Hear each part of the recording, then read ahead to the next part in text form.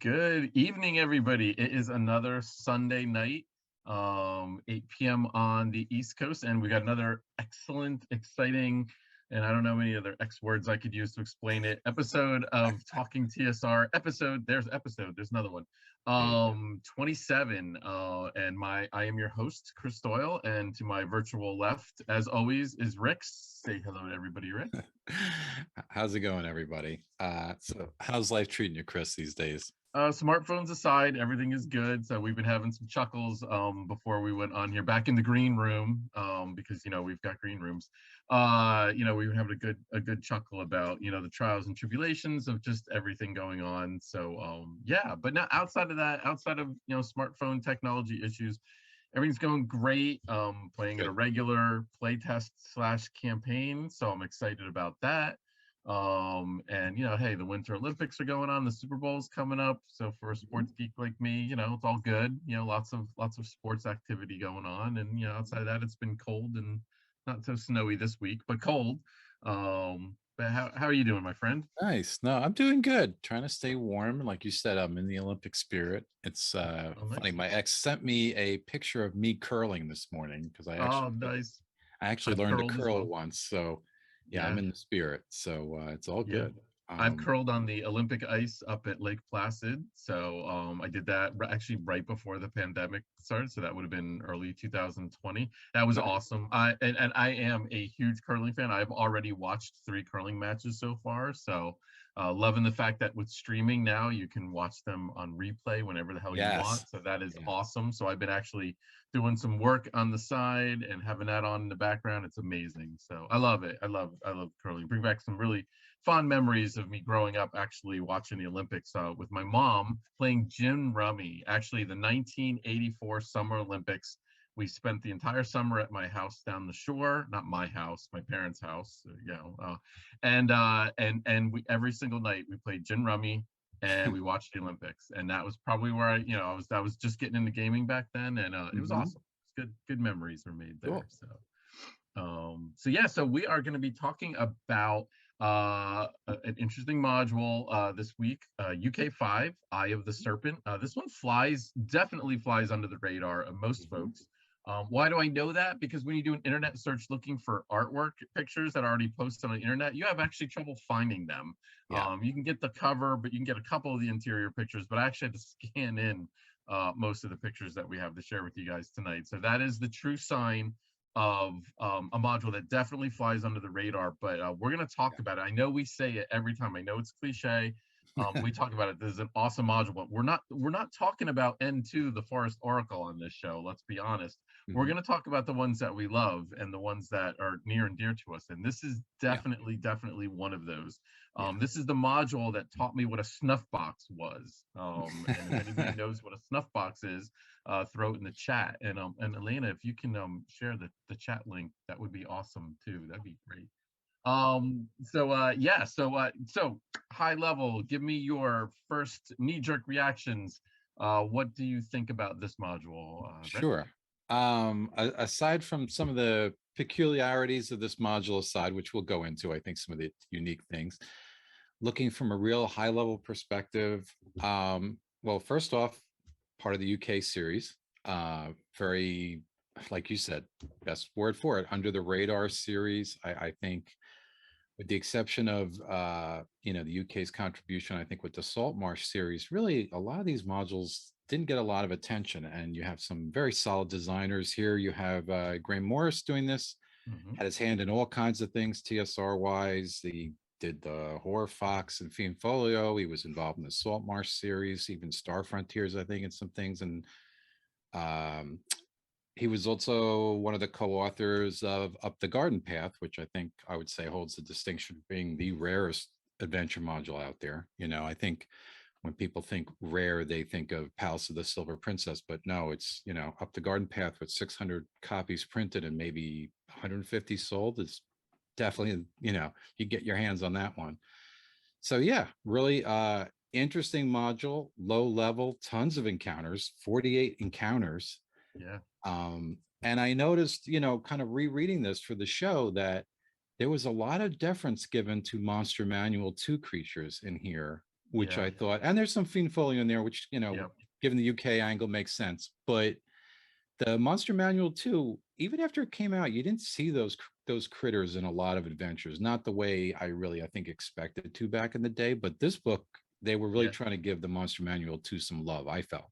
Well, yeah, So I'm gonna blow you away. interesting. I have stats. I have stats. Ah. So I counted. So the regular monster manual had 16 monsters, Hmm. and 3 of them were variants, which is Hmm. interesting. They're not, so they're really not standard, but they were pulled from the monster manual. The monster manual 2 and the Fiend Folio, there were 35 monsters from both of those books. Wow. So Yes, as you I can didn't even. see, Yeah. they really leaned heavy into the Fiend Folio, which Yeah. makes sense, the Fiend Folio, and Monster Manual Volume 2. So you got most of the newer critters, and also makes sense. This book came out in 1984. Hmm. So it was a little bit later than most of the books that we were talking about. So it does kind of make Yeah. sense that it would pull from Fiend Folio and Monster Manual 2 in that regard. So I don't, sorry to sidetrack you there, but it's like No, I that's a had good number. and and for those maybe who don't know the books or the monsters right off the top of their heads, if you look at the kind of speed stats in the module, they even put the little abbreviation at the end, so it's really easy to Yeah, see where the module where the monsters came from. yeah, And I didn't even think the percentage was that high, but I just, when I started seeing some of these creatures, I was just like, wow, they got yeah. a lot of play from the monster manual too. So I love that. So why don't you start off with some of the really unique things you think about this module? Because it is Um, special. so I really dug that it was designed for one player Mhm. character, one DM, and then there were 3 pre-generated NPCs at the back of the module that were designed to come with that one character Mhm. on their journey, if you will. And that the composition of your party varied on what your class was, and it was really designed for a ranger, a druid, or a monk. And Mhm. ranger and druid was always my 2 favorite classes when I was playing Mhm. back in the day, and still are actually. Mhm. Monk not so much, but I love me some rangers and druids, and I really loved ranger druids multi-class. So this module really sung to me, and it was a wilderness crawl. It was a wilderness crawl. I'm not going to say done right, because Isle of Dread was done very well, but Isle of Mhm. Dread, they gave you a big old island and said, you can go wherever you want. This one was Mhm. a wilderness crawl, but there were still some boundaries, more than some Yeah. boundaries. There was some specific boundaries, Yeah. but they used the terrain and they used the environment to kind of set those boundaries up. And there were some Mhm. places where you could kind of go off the grid a little bit, Yep. and there were random encounter tables. But I really liked that it still, as a neophyte game master, it still felt kind of dungeony Mhm. to me, in that Yeah. regard, as a wilderness crawl. And then it was just great that they sprinkled in a bunch of little small little sub dungeons here and there through 4 Mhm. little rooms. And but they didn't willy-nilly put them in there. They put them in there, and they kind of, it tied into the overall Yeah. story. And they mentioned about how dwarves lived in the valley, and so there was dwarven ruins in there and whatnot. Mhm. So it all, like, it all made sense. I guess that's my whole take home point on this one is they just did a masterful job of tying everything together, Yeah. and having weaving the story in and the encounters. And even you might have this encounter, but then there would just be a little tiny part of it where it's like, oh, and this is kind of where it fits in the kind of the Mhm. larger story. So that was some of the that was a couple of things that I saw. Yeah. What about you? No, I what sung agree. to you? And it feels real to me when even Yes. though there's a lot of different sort of sub environments, presented here as we travel down the mountain, you're going through temperature zones and you're Yeah. going through these a Phenomenal. real mix of environments, and yet it all seems to make sense. They're all described really well. Yep. So, a DM who maybe is not familiar with some of these sort of, these glacial environments or these different things can really handle it. So I love that. Like you said, I love the boundaries, because I think even for me these days when I DMing pure wilderness where the players are just out there is like, to me, it's like them being in a city. There's so few boundaries that it's challenging. It's always challenging if you have a wild and woolly group like I do. um, that are fond of throwing surprises your way, shall we Hmm. say? And Hmm. yeah, no, this one, it's a good mix of there's a solid number of static options, and yet it feels very open and free. So it's very cool. Yeah. Let's talk about that map and that Oh gatefold. yeah, yeah. The gatefold map. Well, not gatefold map, but it was the opening map and everything. You can, Yeah. Elena, you can put that up there. Yeah, it's just evocative. Love it. Mhm. You really get a sense of, love the names of the Hardway Mountain. It's just kind Mhm. of tells you this is not going to be easy. I love the little the marks on there, the viewpoints, where when you Mhm. get to a certain part along one of the trails, you get a view of the overall landscape, and that kind of gives you a hint of what might be coming, Mhm. as you continue this journey, down. And yeah, phenomenal. There's 5 different very distinct terrains. Yeah. They all feel different. Mhm. They have different encounter tables, yet it's one encounter table, but they did a really innovative design with staggering the numbers, on the roll. So it's Yeah. literally one table, but then Mhm. you roll depending on which terrain you're in is going to depend on what your wandering encounters. Which as an ecologist like me makes all the sense in the world. You're not going to Mhm. encounter a snow cat, down in the humid marshes down at the bottom. You know what I Yeah. mean? And it was like the fact that they did that little thing. It's like something I would do when I'm designing a module, and most people would look at you like, oh, that's kind of weird, but it's like, well, is it really? I mean, it's like it just kind of makes sense that Mhm. the snowcat's going to be up in the icy terrain, and down below you're going to have the bullywugs and the frogs and whatnot. So, Mhm.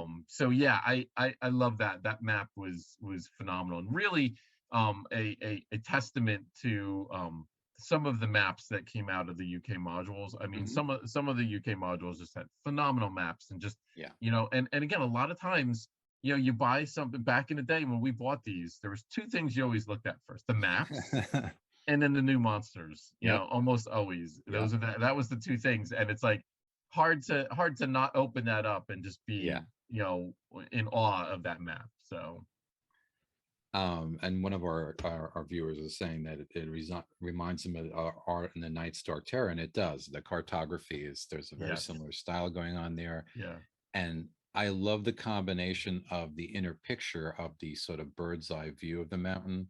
yes, When you compare that with the map, I love when there's something like that. I've always talked about in the original Village of Hamlet or the Temple of Elemental Evil, how you get to see that great picture of the moat house and then you get the map of the moat house. Because for hmm me as a DM, maybe some people are not, uh, familiar with some of these moat houses and gate houses and these keeps and these things, and being able to see the two, if you don't have more of a 3D view map like you would maybe with Ravenloft, if you have a traditional map plus a picture, it almost just serves the purpose just as well. I love it. yeah, Um, completes the picture. but yeah, but it they really took it. it makes it all makes sense. Yes, yep. And Um, but they took it a step further in this, is that's one of the player handouts, that you're yeah, supposed to show that overall view while they're arriving at the adventure yeah, site. And that's just, and that's the, again, that's the taking it to the next level of making it more useful at the table. They could have just put that piece of art in there, and had that as a tool for the game master to, like exactly what you just said, to kind of get a picture of it. But no, they took it one step further. They said, show this during the beginning, so because that way, that's going to kind of give the clues yeah. to the PCs of what's going to happen. So just in case, you folks don't know how this module goes, this module has a very innovative start. Mhm. Unlike many other modules, you're basically traveling along the road. Your first level characters, you're traveling along a road, and 2 rocks come and pick you up and carry you and your band, and then drop you in their nest at the top of a mountain, and then they go fly off to go hunt and everything. Great way to start off a new campaign. Actually, I've used this to start off a new campaign several times, because you always had that, well, how do these 4 or 5 strangers always know each other? Well, Yeah. hey, they know each other by being dropped in a nest at the top of a mountain from a bunch of gigantic birds. Mhm. So that just bypassed the whole you're in a Yeah. tavern kind of a deal. But I love that, and like you said, as you're being flown to that nest, here's a player's handout that you can look and see, Yeah. very much what, like, Rick's background is. You'd probably be seeing something along those lines. You know, exactly. And it's like, I love that. It was just that extra little step that the designers took, saying, we want this to be the most useful module at the table. We're going to think about that. Just phenomenal modules Mhm. coming out of the folks from the other side of the pond. I cannot say enough about their designs and their care to making sure, not just checking off the boxes and saying, here's another dungeon and here's Yeah. this, but here's dungeon ecology done best, if you will. Yeah. And that's a good way to put it, because there is a lot of care taken, because this module can be complicated to run in certain ways, and Yeah, yet all the tools are there. They really, I think, went out of their way to try to give the DM everything they needed to successfully run the module, you know, with the flow chart and these different yeah, things. And I've used flow charts, and you know, for some of my adventures that I've written in the past for Goodman games, and I'm a fan of that. And as you said, the beginning, I love the beginning. I could see how maybe some people would feel that's railroady or something. I personally, I kind of like survival type adventures. So the fact that, especially at first level, the fact that the characters are just overwhelmed by these rocks and sort of yeah, dropped in this position and have to find their way really just to get to safety. yep, And then maybe they kind of stumble into this grand adventure along the way. I love it. I would happily run this kind of thing at yeah. the Not table not with no unlike the old, reservations. not unlike the old shipwrecking on an island of Hmm. dinosaurs or whatever. I mean, very similar, Yeah, but very different. I mean, yeah, you know, a different take on kind of a classic trope. yeah, And yeah, back in the day, innovative. I mean, you yeah, looked at that and you're like, wow, this is just a great, just a great fantastical way yeah, to yeah. start an adventure, and Very really to, fantasy, very unforgettable. yeah, Great just a picture art with it. yep, yep.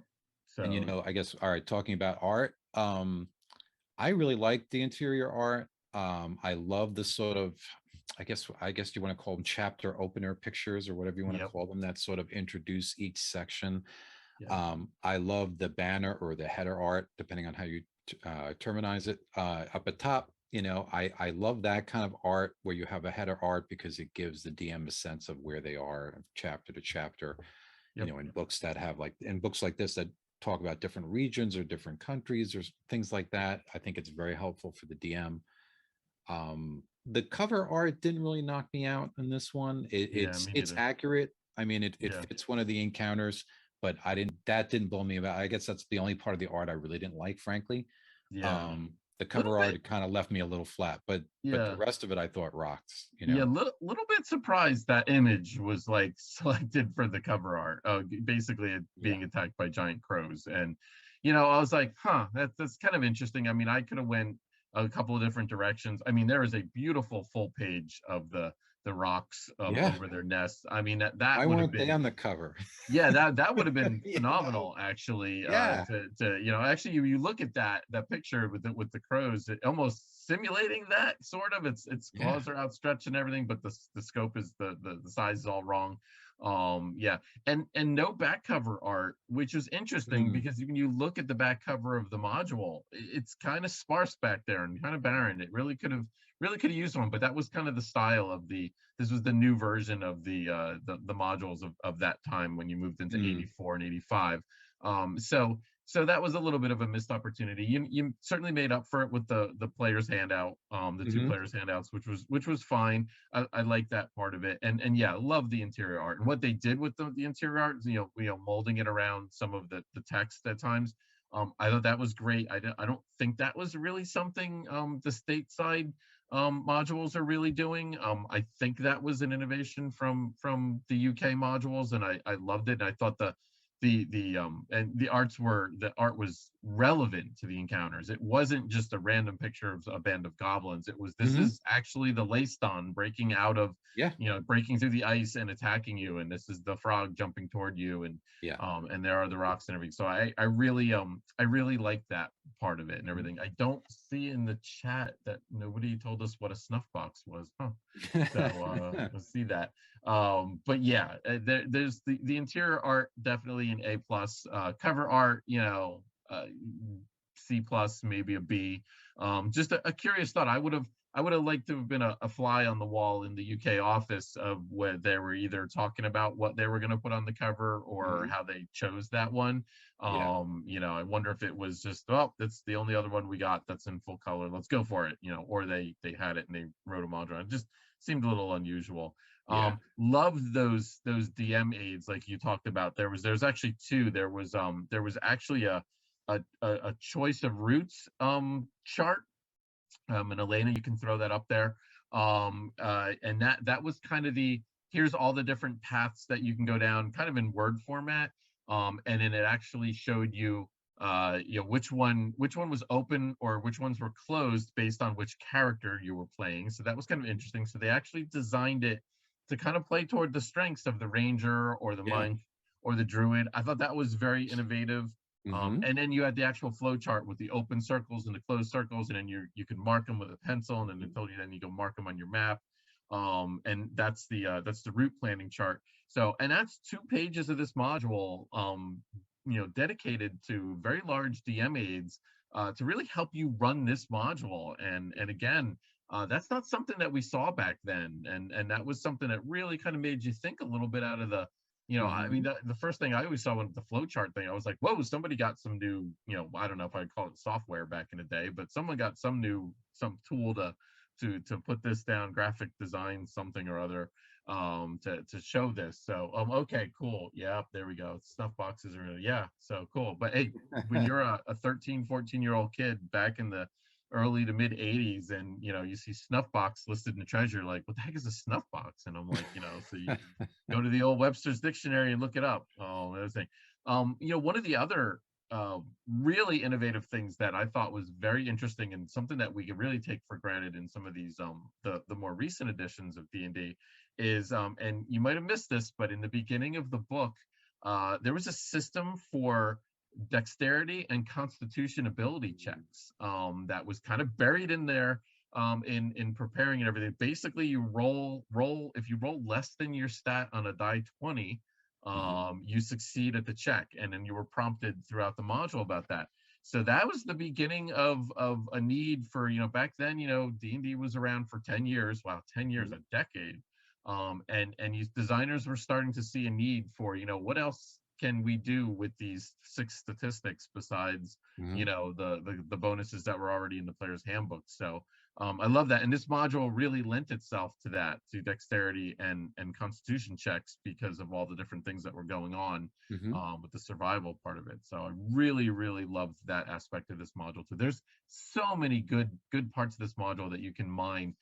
Again, we take them for granted in Yeah. this day and age, but back in the day, this was what the young folks say, cutting edge. So Well, and it's true. I think people forget that, there's very much a reliance at the table now on skill checks. But people, forget back in yeah, first edition, it was a lot more about saving throws and about describing what you did to the DM and yeah, and coming. So yeah, this was like innovative stuff. yeah. And then And very simple, elegant system. It worked. yeah, and then the awkward second edition non-weapon proficiency. So that was just like, yeah, that was good, because like, well, we Yeah. got weapon proficiencies, now let's do non-weapon proficiencies. Why not just call them proficiencies? Yeah, so some of those things that really, scratch your head back in the day. But like I said, there wasn't a whole lot of precedence. So, they looked at the system and said, well, we have these weapon proficiencies, let's just have some non-weapon proficiencies, and now you're a bower or a mason or something. Yeah, so it's just crazy. So, thoughts about it. So what else? We do have a top 5 list for you guys on our encounters. Like I said, there was a Yep. lot of encounters. Most of the encounters are short, Yeah. in this module, on not a whole lot of details. Some of them are some sites that are broken up into a couple little subsections. Mhm. So a little bit different. But I don't know about you, Rick, but when I created my list, I could have come up with a top 10 list easily. I think there was a lot I of cool encounters. I struggled with this one. I think because of the brevity of the encounters, because like you, I do like complicated encounters, and Yeah, if nothing else, because this is a very low level module, and it was a lot of single creature encounters. So I kind of felt like that. In one sense, I really struggled to find the top 5 and put them in order. And I think if I went back and did it again right now, I'd probably come up with a totally different 5. So Yeah. for people who may not like our crossovers sometimes, I'm sure we may not have them tonight, because I like I said, I could just keep coming up with different ones, because I'm finding little ones I like in different ways. Famous last words as we cross over 4 out Yeah, of we'll 5. see. We'll have to Yeah. ring So our bell if we get them. yeah, hopefully not.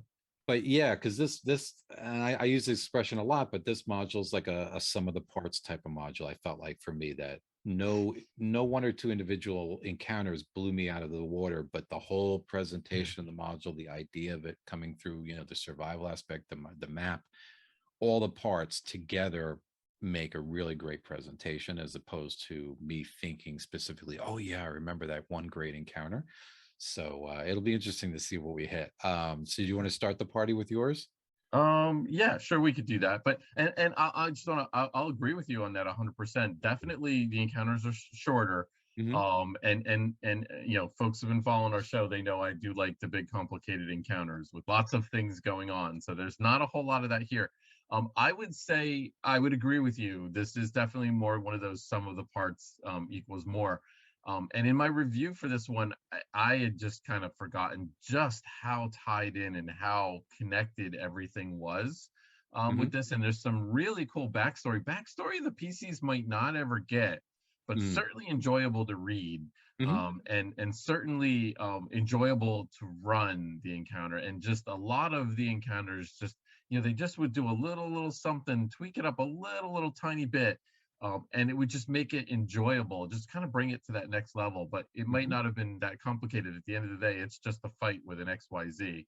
Hmm. But I thought they did a phenomenal job with that. So yeah, so I guess I'll get the list started off here. Rick, Okay. do you have an honorable mention or no? I do not. Okay, I do have an honorable mention, and Okay. it's kind of a weird one, yeah, it's more of a, well, I just want to give this encounter a shout out. So my one honorable mention is the Rock Nest encounter number 1, Mm. and kind of it starts in the getting the players started and kind of goes right into it. But there is they actually do give you the stats for the rocks, which is amazing. They Mm. each have 90 hit points, which is great. Yikes. Um, and then they actually, the very first encounter area is the nest, and there's Mhm. some interesting stuff going on in the nest. There's an excellent setup and a nice little read aloud section to kind of get you to the nest. There's Mhm. that first player's handout, which gives you the view of the site of the Yeah. overall encounter area. Then there's a copper scroll. I guess they made it copper because I guess they figured paper would get ripped and shredded and it wouldn't work. I always thought it was weird that it was like a copper sheet or Mm. something. And that gave you a clue that would kind of drive you toward the end of the adventure, towards the actual the island. Mhm. So I thought that was always kind of interesting. And then there was a couple little bits of treasure in there. Interesting that there was a couple of silver weapons in there right off the get-go. So just in case you don't have those silver weapons to affect some of the baddies later on. Mhm. And I love that viewpoints note. We talked about that. So Yeah. so my honorable mention is area number 1, the Rock Okay. Nest, which I guess could have been on our both of our lists easily, but I Mhm. just had to actually kind of do a shout on that because I thought it was decent. And ironically, the nest is like 40 feet above a ledge. They really kind of hand wave how you get down to that ledge. That 40 feet, everybody knows. I hope everybody knows. 40 foot fall easily could kill a first level character. Yeah. Easily, like a 10-foot fall could kill a first level Yeah. character technically. So, and they really kind of hand wave that. They say, oh, it's 40 feet down, and that's the real start of the adventure. And it's kind of like, I think they really imply there that the game masters really just to hand wave that too, and just don't make sure they don't fall out of the nest and die, and then the adventure stops, That would because be a bad start. that's bad design. That's bad. Definite worthy honorable mention, because yeah, again, I love the setup. Like you said, I love the whole description, the way they talk about the flight, everything. It's so well done. Yeah, yeah, definitely. So, all right. So now we'll actually get to the true actual list, if you will. So my number 5 is area 14D. Mhm. The island in the lake. The island in the lake is literally, there's a lake one or two terrains down, and there's actually an island out in the lake, and there's a little causeway bridge that goes out to it. It's basically an old boathouse. I don't think they actually say who used it. I think the implication is the dwarves built it. It's kind of weird that the dwarves would build a lake house, but there's a lake house. It's falling apart. And in the lower room, there's nothing really in the upper parts of the room, but in the lower room is the lair of a lizard folk. And back in the day, a lizard man. And he's hiding in the water. It's definitely a boathouse. There's actually a boat that used to be in a little slip, and it goes right out to the lake. The boat is sunk. The timbers have rotted. Nice little touch that they added that, because the last thing you probably wanted was the PCs getting in a boat and trying to go around the lake. Not that there's really anything else to encounter. And then the lizard folk is hiding under the water. He can kind of see the PCs. He jumps out of the water if they touch his wooden statuettes. But they make it very clear the lizard folk is not looking for a fight, Mhm. even though he's probably that's probably a pretty decent fight for a couple of first level characters, to be honest with Mhm. you. Lizard folk had like 2 hit dice, and were pretty strong. But he was very fond of his wooden statuettes that he carved, and actually one was missing. A couple of I believe muck dwellers, I think, had it like the encounter before. So if you actually defeated the muck dwellers, and you had the statue, he would jump out of the water and kind of demand it back. But what was really cool is you could make friends with him. He would share a meal with you. He would let you hang out and Mhm. rest up. It basically, here's a safe place to rest and not have to worry about wandering encounters. That's the thing with wilderness crawls. Mhm. And not only that, is he had some information of some of the other Yeah. inhabitants in the Vale, and even more. And again, this is the example of them taking it one step further. The little wooden carvings Mhm. were all creatures that were in the Vale and all in the inhabitants. So if you actually look Yes. carefully at his statuettes, and he's got 13 or 15 of them or something like that, Mhm. they represent creatures that you're going to probably encounter down the road. So love that little touch. That is that Mhm. little two sentences, I think, throwaway, Mhm. just add everything to it. And again, I think that's a theme that you're going to hear me probably coming back to time and time again on this. Love that part of it. Love that little extra touch. And love the fact that you don't have to just beat this guy up. You Yeah. don't have to draw swords instantly. There's a role playing opportunity there, and it would probably benefit you. You'd get a safe place. Now, if you did defeat him, you could probably hang out, and you would get that as well. But you Mhm. don't necessarily have to, though. So that's Yeah. the part I kind of like that encounter. That was my number 5, area 14D, the island in the lake. Nice. And you can see where care was put in here by Morris about making some encounters survivable or negotiable encounters. Because again, being first level, even with the additional characters in first edition, this could be pretty deadly. I think finding your way all the way down the mountain just by sheer attrition, if you had a careless character, they could get into trouble, certainly. Yeah. So, And I think the encounters were designed that way. You get a yeah. lot of things with one hobgoblin and Yep. one, Oh, yeah.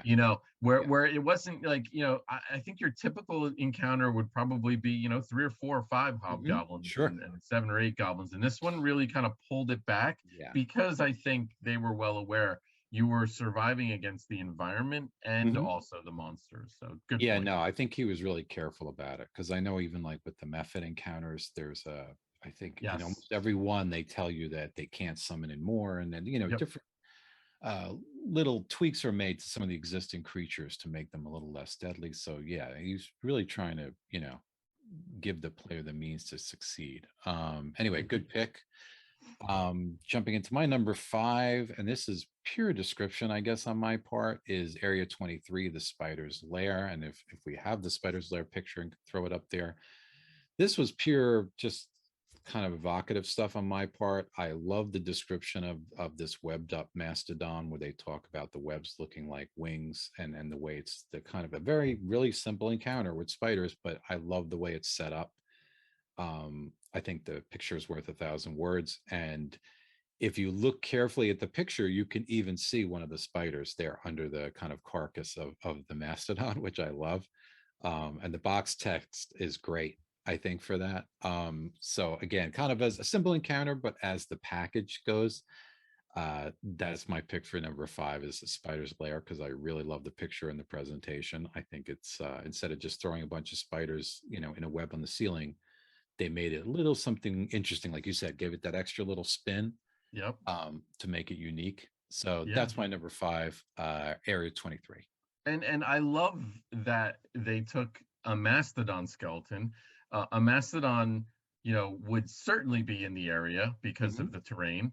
And it's different. It's not, Yeah, yeah. it's something where it's like, well, you don't run into a Mastodon skeleton every day, Hmm. and then we're gonna put spiders inside of it. I love that. And Yeah. and again, they take it the next level. He takes it the next level. Graham does by actually saying that I believe it's a Karg tribesman killed the mastodon, and then the mastodon collapsed on it, and then his bones are intermixed in there. If you poke around it, and there's some of his valuables are actually in there, which is again just taking it to that next level because the Karg's tribesmen pop up throughout the module where you Hmm. you learn that there's this tribe that have lived in this area and have interacted with some of these locations. And again, they could have stopped and could have just said it Hmm. was could have stopped and just said, hey, there's two spiders that are going to jump you off of a Yeah. tree. But nope, instead Mastodon Skeleton, which is evocative, they create some really nice artwork for Hmm. it. Hide the spider in the artwork, which is just really cool. And then one more step, this is how the Mastodon met its end. Love it. And it just Yeah. all those things just, it's, like I said, the PCs might not ever find those bones in there. If they did, they missed a little bit of treasure. But to them, it's just the mastodon that died. They might even see the mastodon on all the webs and just go the other way. So Yeah. that's a great one. So that one was on my list. That was a Mm. definitely a potential one. Yeah, I love So those little bits of backstory, because yeah. it gives the DM a little something to work with. And frankly, let's be honest too, the DM needs a little entertainment too. So even just Yes.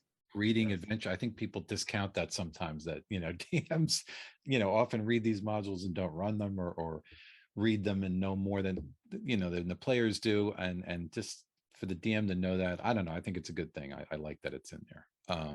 Cool. All right. My number four, kind of a little bit on a lighthearted side, if you will, and definitely a short encounter, but I kind of like it again. It kind of sings to me a little bit. This is Area 30, the Lizard Keepers. So for some reason, there is a lizard in a cage in the swamp, and there are two bullywugs. You guys know, me. I love bullywugs. Love them, love them. You guys are gonna. I hope if you guys like bullywugs too, you'll like the next FEF module coming out. Two bullywugs are hiding near this cage, and there's a giant lizard in the cage, and the giant lizard is a tough fight for first level characters, Mm. especially 3 or 4 first level characters. A giant lizard could wreck you. If I recall, its bite was 2 to 16 damage, I think, and that'll just wreck a first level fighter easily. So the bullywugs think they're hot stuff. They jump up from concealment and they unlock the cage, and they're like, "Aha! You guys are doomed now." And then the lizard proceeds to eat the bullywugs, which is just phenomenal. The PCs, if they just stand there, like he chomps one bullywug, he'll chomp the second bullywug, and then actually he'll grab the body and actually leave you alone. If you're silly and if you attack the lizard will go and mess you up. But again, the comedy factor, and again, the author probably wanting to use a slightly overpowered monster, Mm. but trying to think, well, what's a good way to get a 3 hit die monster in here that might wreck a first level character? Still include it, but have this out that, like, if the PCs are smart about it, they might get out of this scot free. And I love it. I mean, the comedy effect and everything there, especially because this is Area 30. There's some attrition probably going on. You're probably not at full hit points at this point. You're probably not in great shape. This is before short rests and long rests and everything. So yeah, a simple encounter, a little bit on the comedy relief side, but I love it. So Mhm. that's my number four, the Lizard Cool. Keepers. I love it. All right, my number 4, and again, and this is another dead simple one, I'm afraid. Um, is area number 5, the Ghoul Under the Ice, where, specifically you have a Lacedon waiting beneath a thin, and they, describe how this area of the ice is particularly thin and basically waiting to ambush the PCs. And of course, it's accompanied by a wonderful picture of a Lacedon bursting up through the ice. I love the setup for this. I love the fact that you can just show the pictures to the PC, the players, I should say. Um, Again, something like we described with the spiders, where it could have been very simple setup. But instead, by having this Lacedon come from a very unexpected direction, and then the treasure of the Lacedon is down under the lake, but it's visible. So now you set up a situation where the characters want to see kind of what the treasure is or what valuables might be down there. They potentially have to dive down and fish it out out of this presumably very cold water. So I like the whole setup. It's something that could have been a dead boring encounter, I think, but due to the spin that was put upon it, wonderful way. Talk about a setup for surprising the PCs, with a surprise roll. So yeah, that's my number. My number 4 is the Ghoul Under the Ice, or the Lacedon Under the Ice, because I love the setup. I think it's fun. Great. And again, you might think it's a throwaway sentence, but the fact that the Lysadon was clawing away at the ice to weaken it, Mm-hmm. like they mentioned that it's like, Yeah, oh, the reason he can break through the ice is because he's been working at the ice yeah. for a while, and he's definitely weakened it and everything, and now he can burst through.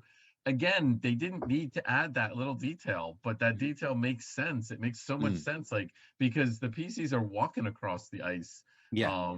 It's like, well, why can this thing just break through the ice like real easily? It's like, well, because here's why. So love that part. So all Mhm. right, so we are just cruising along here. My number 3, this is different. This is a different encounter for me to make a list. And I Mhm. thought really long and hard about whether or not this was going to make my list. It's probably why it landed at 3, right in the middle, because I couldn't decide. This is Area 27, the cave behind the waterfall. So Mm, this is really, I like this encounter for atmosphere, mhm. the mysterious kind of what's going on here. So there is first of all, I love the cave behind a waterfall trope. You can Yep. never go wrong with that.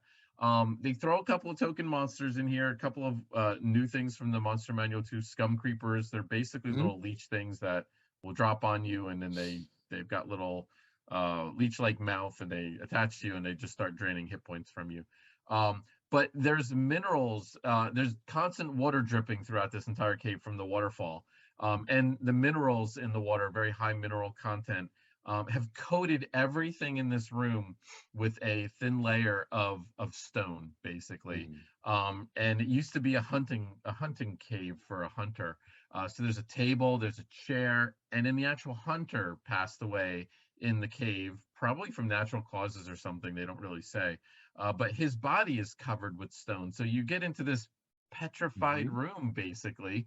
And it's pretty obvious what caused it all, because you can see the dripping is happening and everything, and you can chip away the stone off of it. So it's not really much of an encounter, more of a feel, and kind of setting the tone. And it's funny. It's one of these encounters that have stuck with me over the years. When I think of this module, I actually think of this cave, and I think part of it that helps is they even say that if you chip away the stone under the body, like everything has decayed and rotted, except for his bow, and it's because his bow is magical.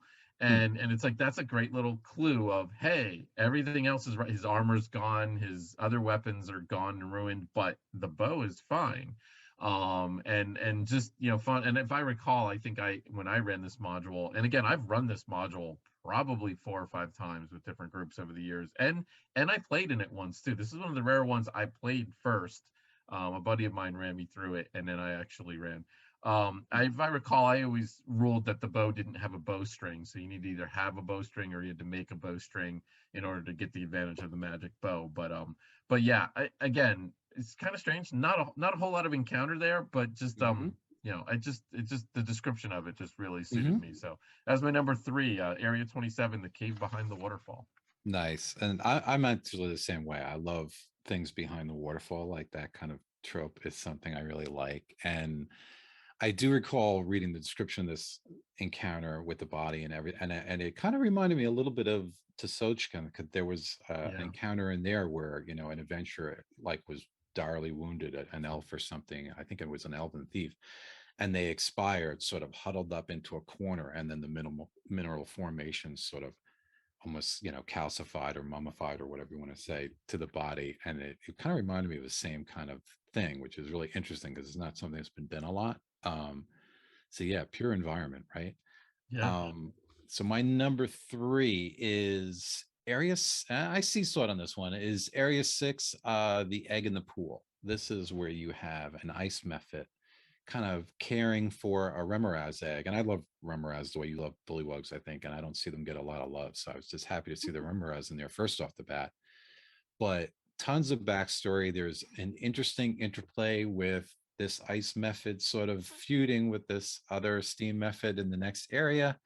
Each one has got a different goal, and there's sort of one has wounded the other, and there's this dynamic between the two. And again, I'm not sure how much of that would carry through to the PCs, or they would understand maybe the motivations of the various methods, because you're basically just told one here is sent here to care for the egg, and the other one seems to be have a different motivation. But that whole backstory with the method, and then the potential, God, at first level of all things, to run into even a young Remoraz is such a cool idea, Yeah. that I like the interplay of the creatures. I thought it was an interesting mix of things going on, and it used the environment. So all Oh the yeah. environmental factors were sort of taken into play, as far as keeping the egg cold or the egg warming up the water, and all the things were thought about.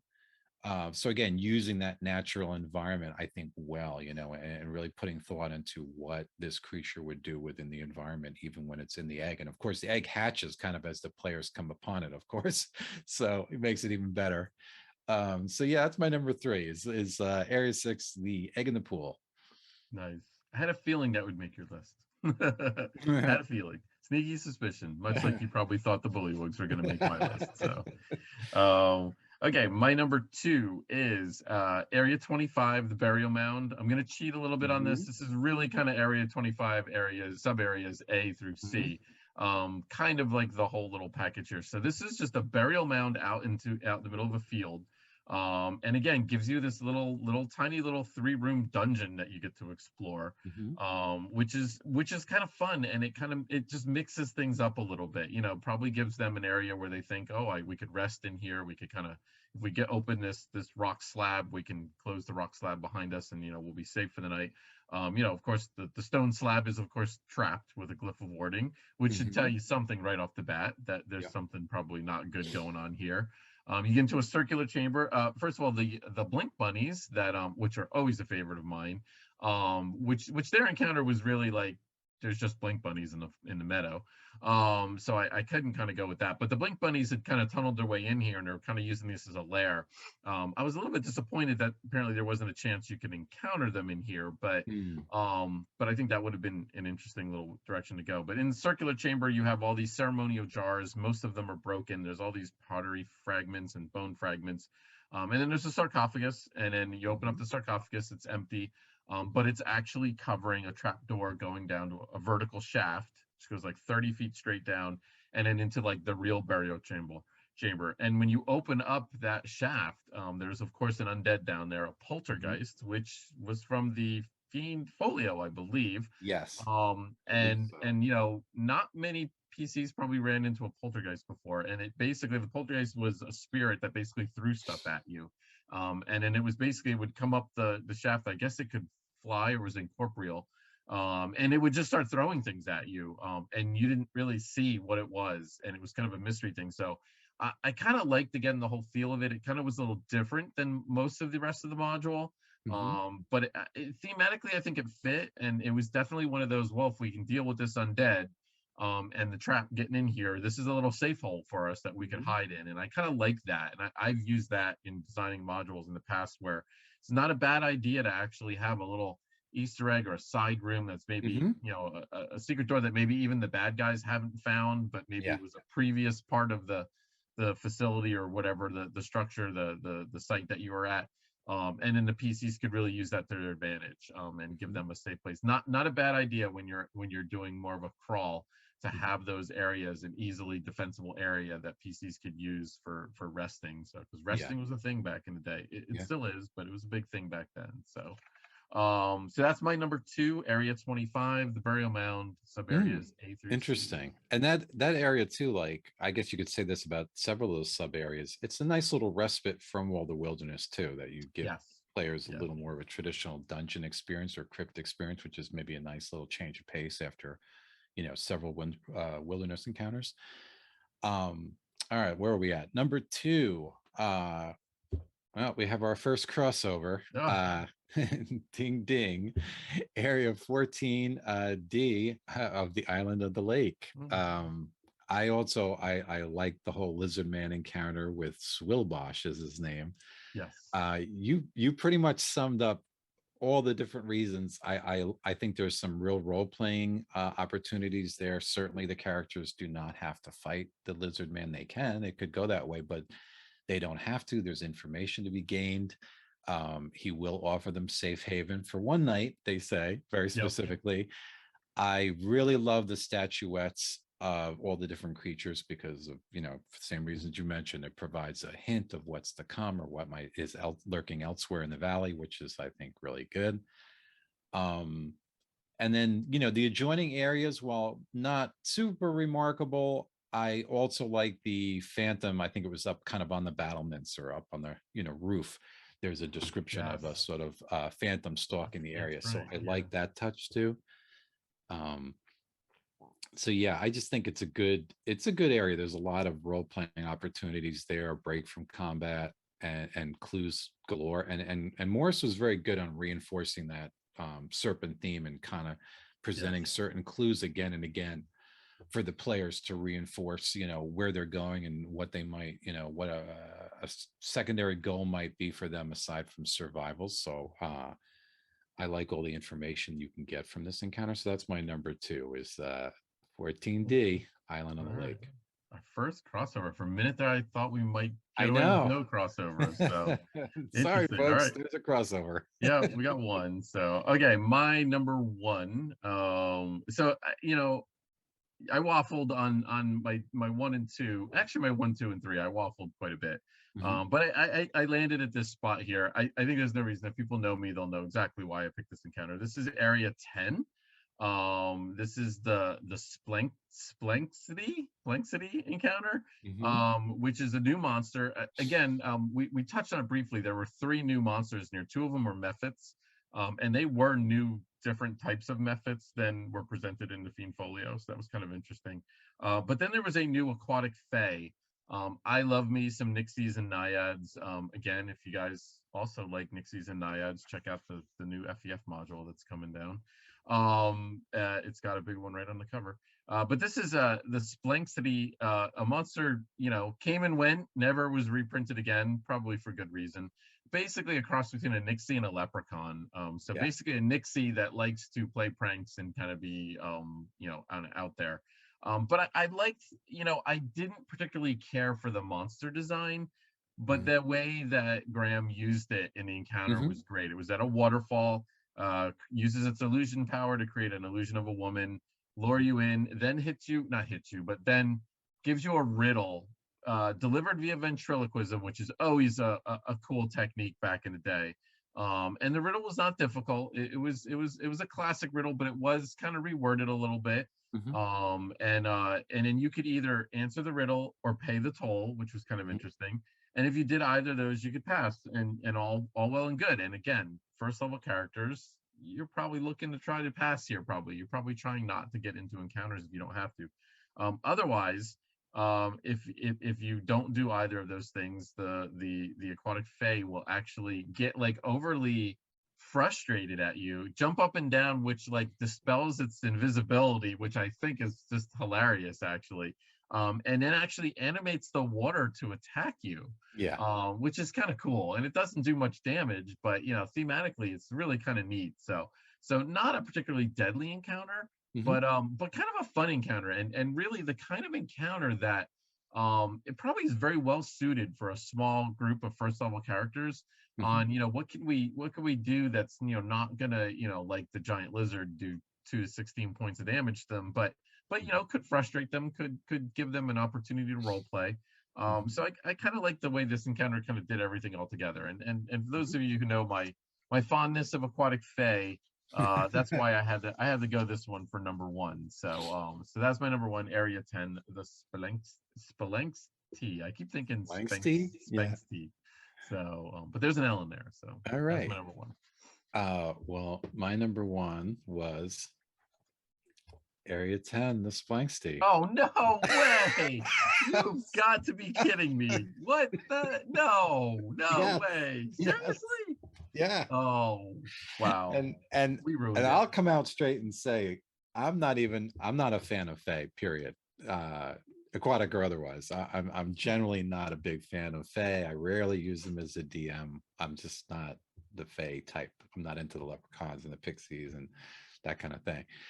And I generally don't even like riddle type encounters, these sphinxy kind of thing, because a lot of times the characters, or I should really say the players can't get the riddle, it can kind of crash things to a grinding halt.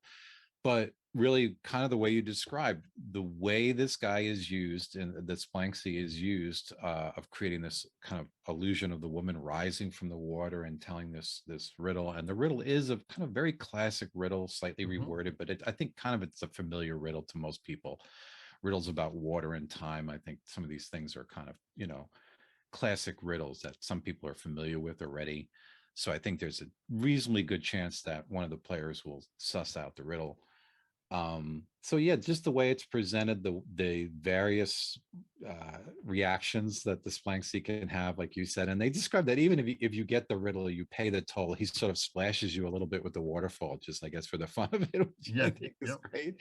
But like you said, if you frustrate him, then he will actually animate it to physically harm you.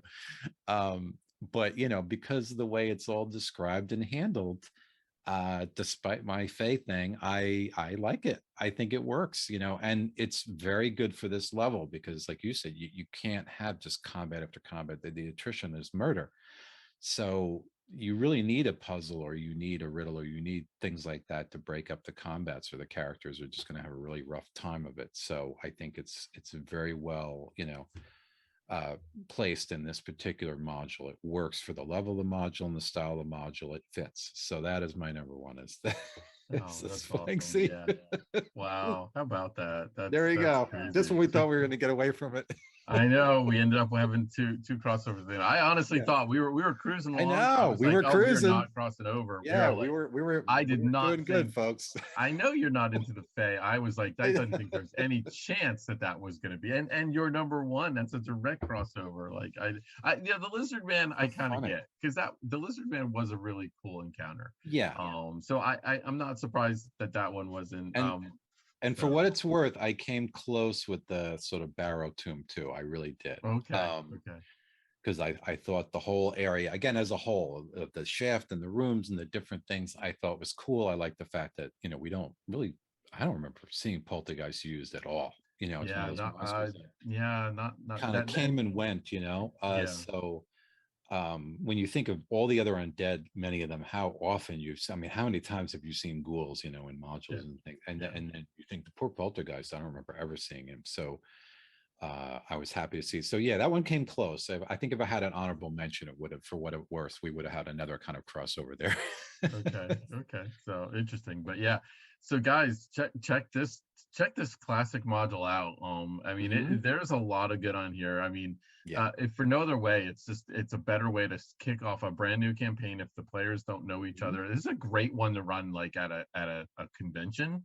With the you're grabbed by a rock and thrown in a nest and boom, go. You're off and running. Seriously. I mean, you could do a lot of different things with it. It really makes for a really compelling one shot. And like I said, I've used it 4 or 5 times. I've used it to kick off campaigns twice.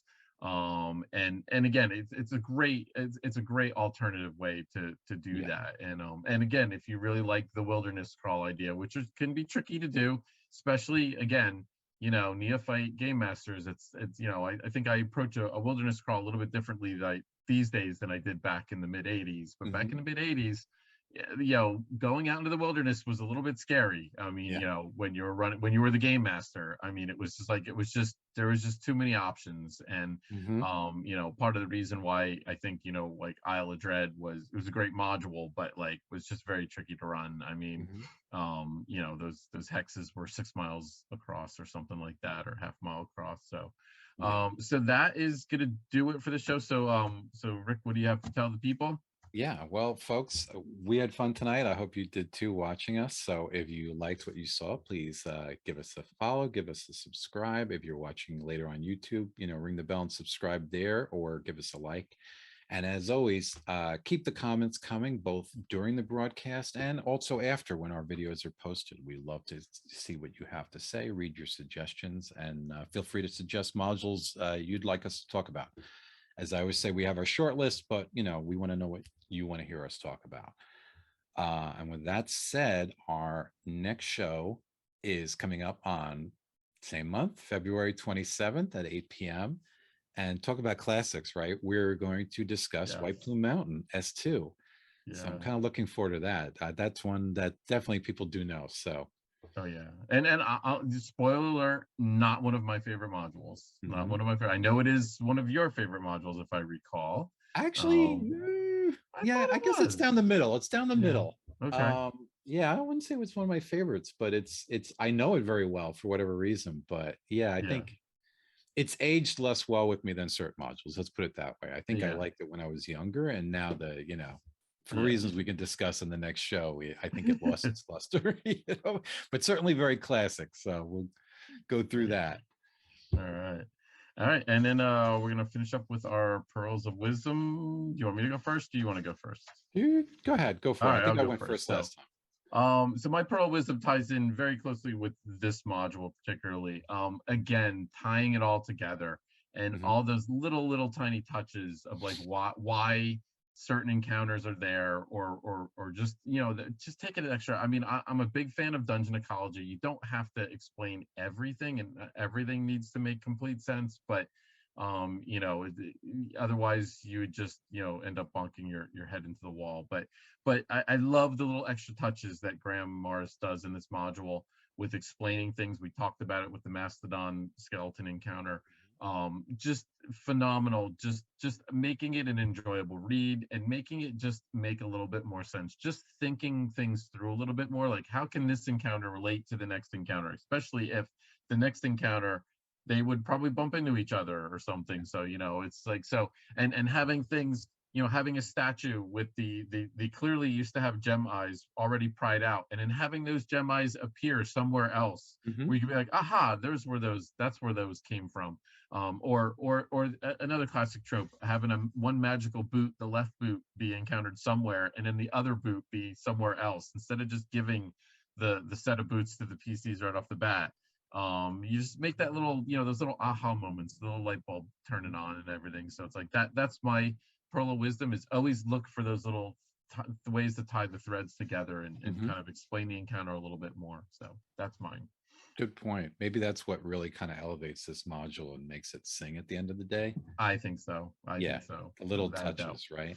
Yeah. All right. My pearl of wisdom is about, as a DM, trying to establish a sense of level. I think one of the things that's been lost a little bit, I think, since earlier editions of the game and some products I've seen, books and things and adventures I've been run through, is I always loved that sense of level as you were descending through the dungeon. You had a sense of, well, we're on this level now, we're on this level now.